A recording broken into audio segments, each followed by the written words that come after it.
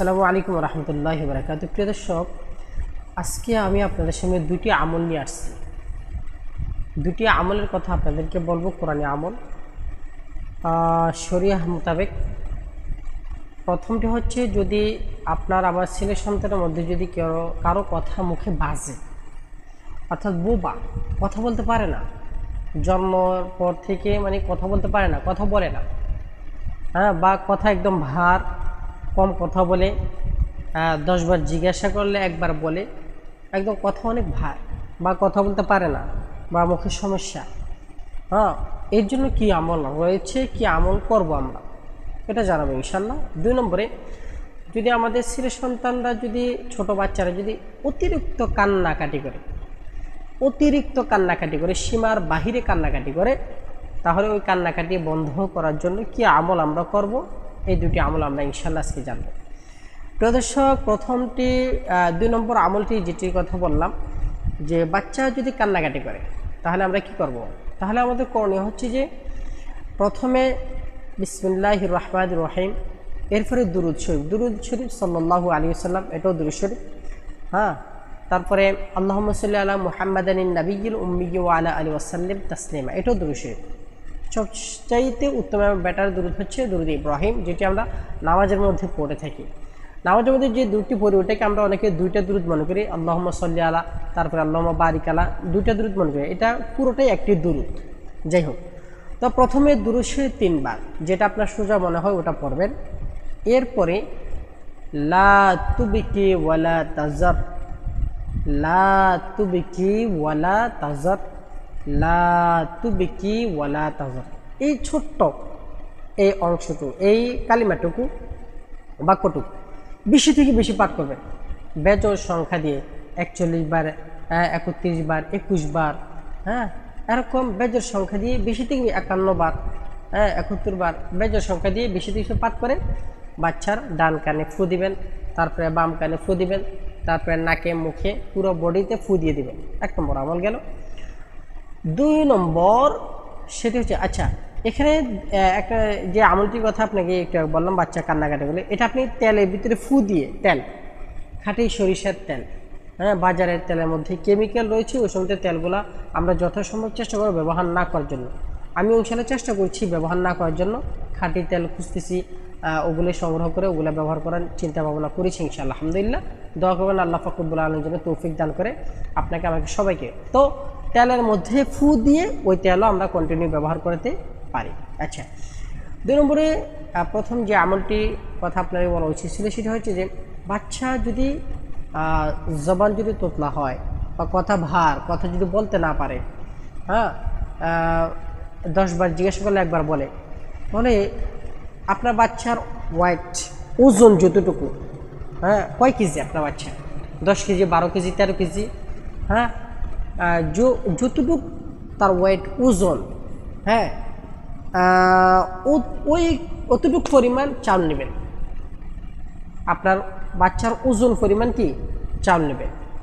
চাউল নেওয়ার পরে ওখান থেকে 1 মুষ্টি চাউল একটি প্লেটে নেবেন, সুন্দর একটি প্লেটে বা ফ্রিজে, বা আপনার যেটা সুবিধা হয়, সুন্দর 1 মুষ্টি, ভালো করে সঙ্গে 1 মুষ্টি, আপনার নর্মাল মুষ্টি 1 মুষ্টি যা হয়, একটি প্লেটে আলাদা করে নেবেন।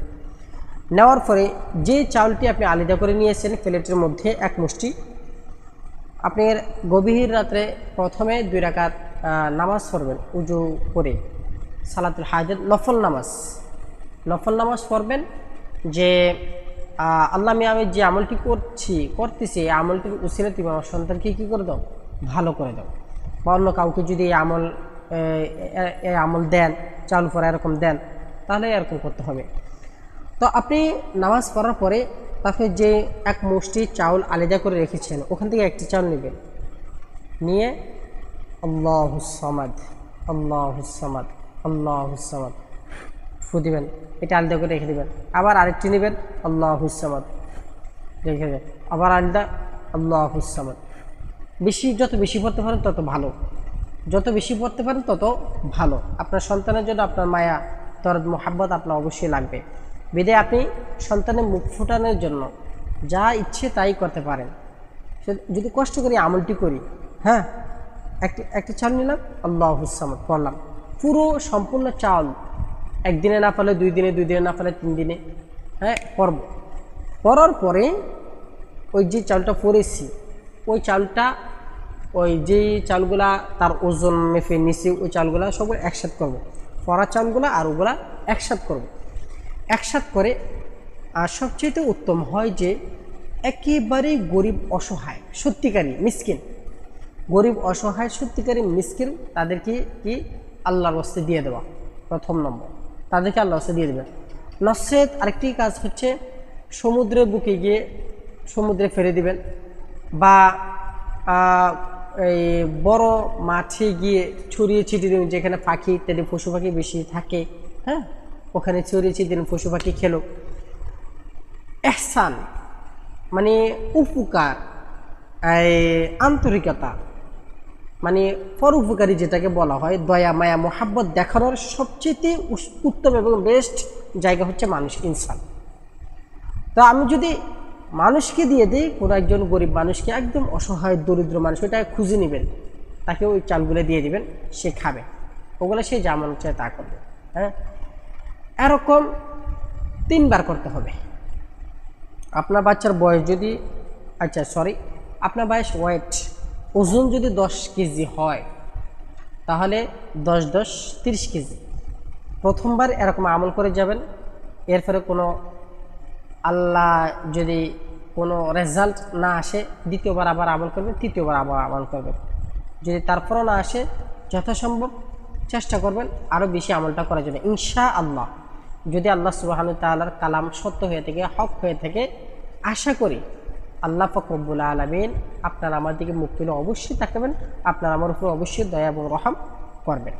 প্রিয় দর্শক, এই ছিল 2টি আমল, যেটি আবার মনে হয়েছে যে খুবই গুরুত্বপূর্ণ, আপনাদেরকে জানিয়ে দেওয়ার প্রয়োজন, এই জন্য জানিয়ে দিলাম। সকলেই আমলটি যার প্রয়োজন তাই সে করবেন, এবং যাদের প্রয়োজন আছে আপনি আপনার জানা মতে তাদেরকে আমলটি জানিয়ে দেওয়ার জন্য চেষ্টা করবেন। আসসালামু আলাইকুম ওয়া রাহমাতুল্লাহি ওয়া বারাকাতুহু।